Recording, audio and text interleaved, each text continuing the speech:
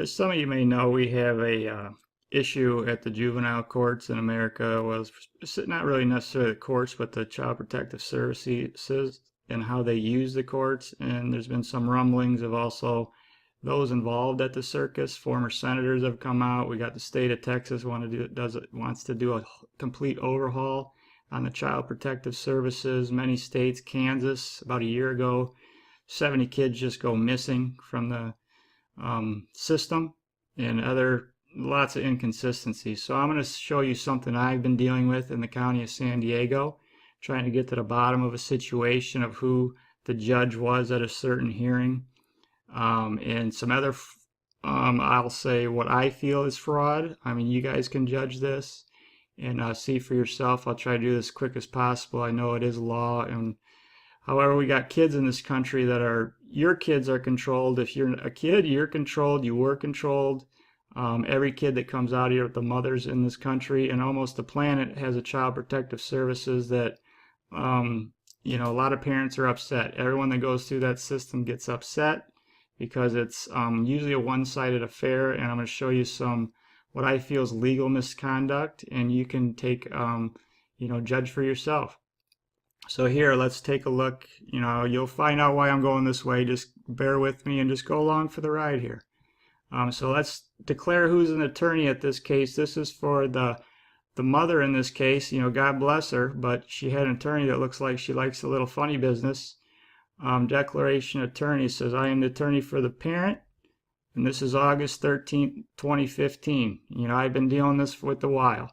I've been asking around the county what's going on, and no one wants to give me the truth. So you guys, I want some video evidence of who was at this hearing and some other stuff that went down.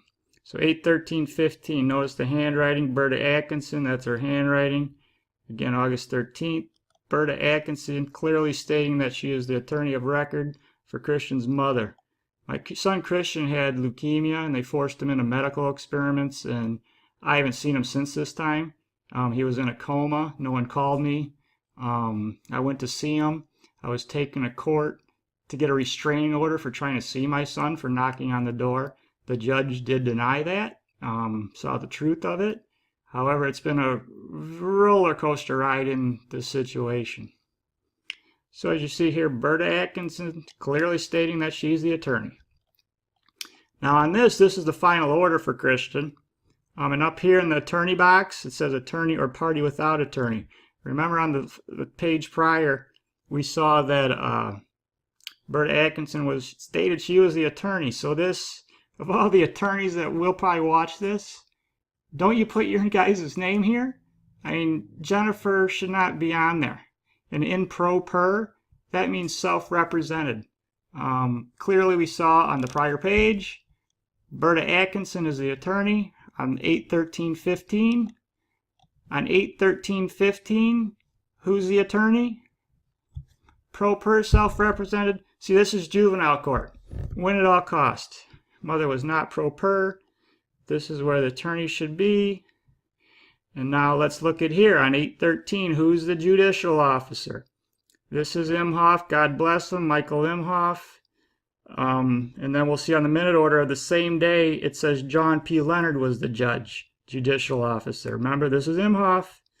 And now let's find the hearing of the same day, 8/13/15. It says John P. Leonard. I'm skeptical who was there. We have more evidence coming up. We see Jeffrey Biddix. Berta Atkinson was there with the mother. James Blackburn with Christian Arnold as his attorney.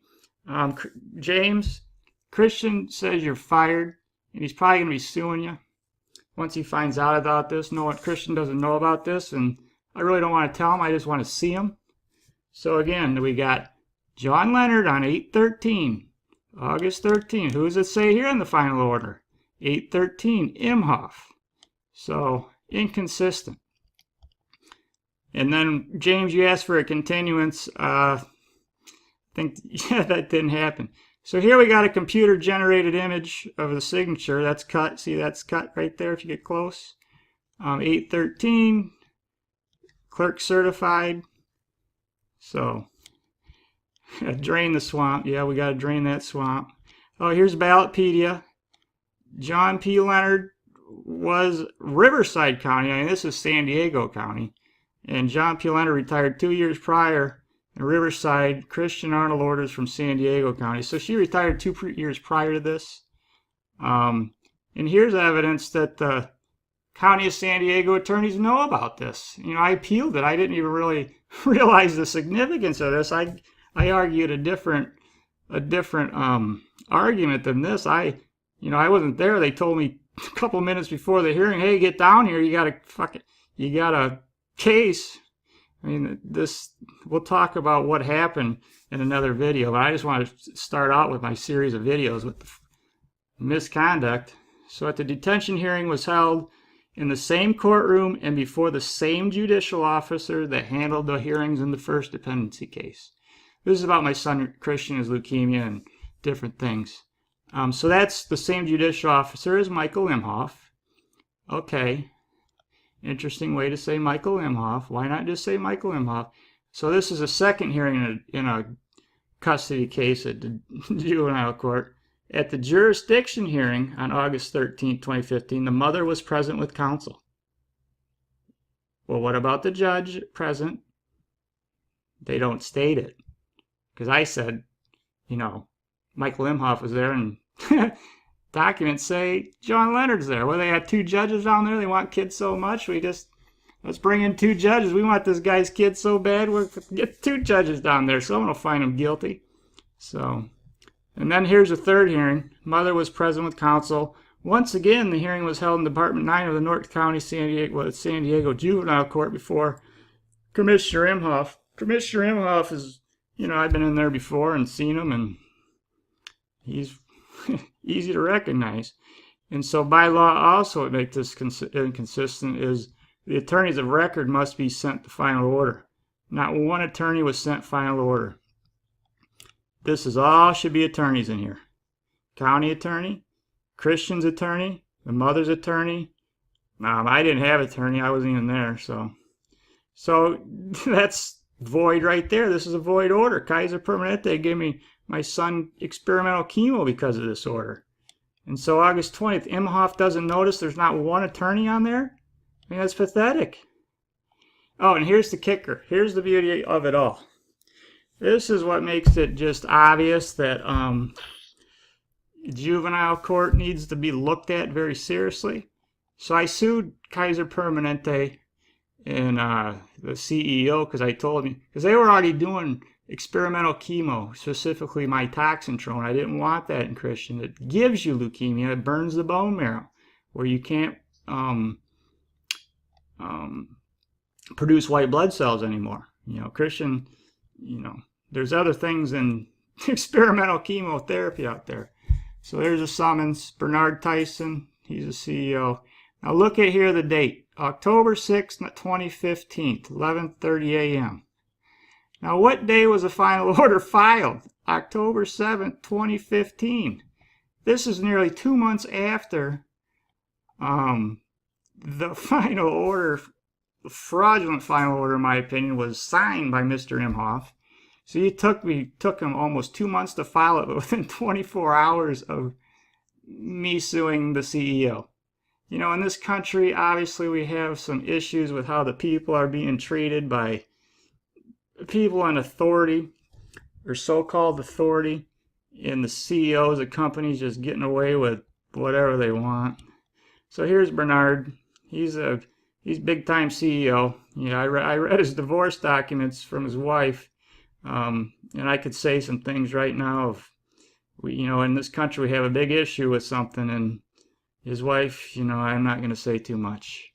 So I tried multiple times to retrieve the case file from the courthouse, but no one, they just didn't know where the case file was for a month and a half, 2 months, then all of a sudden, so I'm like, I've got to sue him.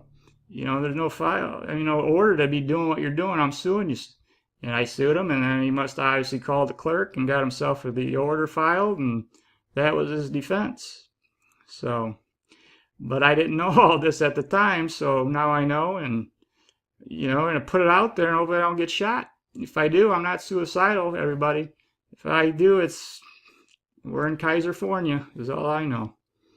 And there's me and Christian. This is the last time I saw him. This is like 2.5 years ago. I went over to see his brother. I still seen his brother. And he came shooting out of the house. Papa, Papa, when you come see me. You know, so the mother did give us a little Christmas on the sidewalk there. And photo from the last time I saw Christian. We were about a few minute thing on a sidewalk. So Christian, I hope I get to see you again, buddy. We'll see. So anyways, I just want to throw this out there. I'm going to have more videos on this, and you guys be well. We'll see you.